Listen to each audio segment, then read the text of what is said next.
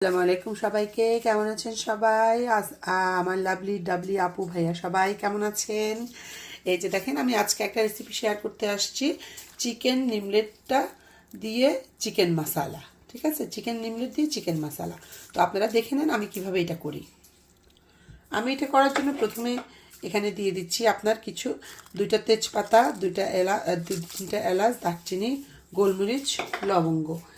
তারপর দিয়ে দিচ্ছি আদা, রসুন, পেঁয়াজের কুচি।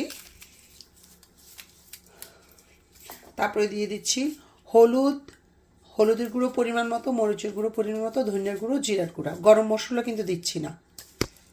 মরিচটা আপনাদের পছন্দের উপর ডিপেন্ড করবে, ঝালটা। এরপর অ্যাড করে নিব লবণ।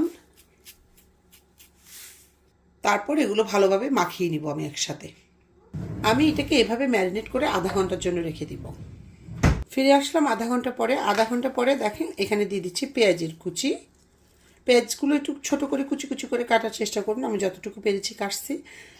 পেঁয়াজের কুচি দিয়ে দিচ্ছি তেল পরিমাণ মতো। এটাকে আমি আবার হাতে মাখিয়ে নিব। এরপর এই যে দেখেন, এটা বিসমিল্লাহ পরে এখন চুলায় বসিয়ে দিলাম। মিডিয়াম হিটে থাকবে চুলাটা। এটা চুলায় বসিয়ে দিয়ে এটাকে আমি ঢেকে রান্না করে নিচ্ছি। দেখি চিকেন নেমগুলোর কী অবস্থা। এই যে দেখেন, এখান থেকে পর্যাপ্ত পরিমাণে পানি বের হয়ে গেছে।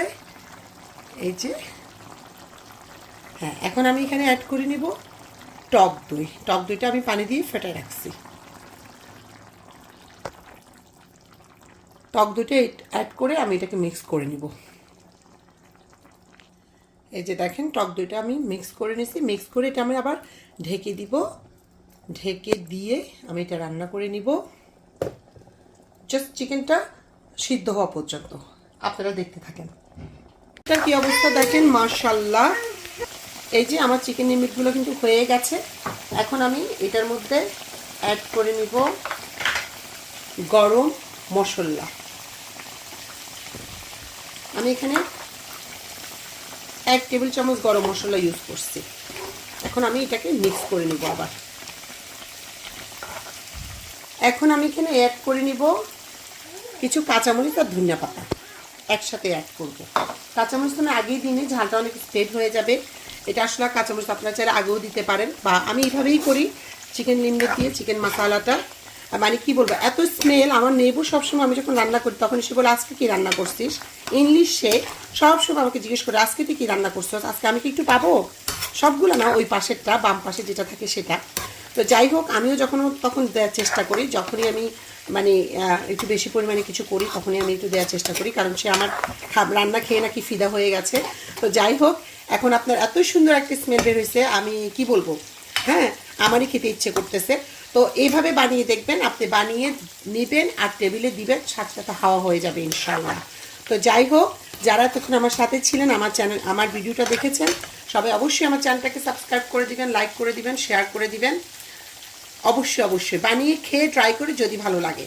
তো সবাই ভালো থাকবেন, আমার জন্য দোয়া করবেন। আপনাদের সবার জন্য দোয়া থাকলো। আসসালামু আলাইকুম সবাইকে।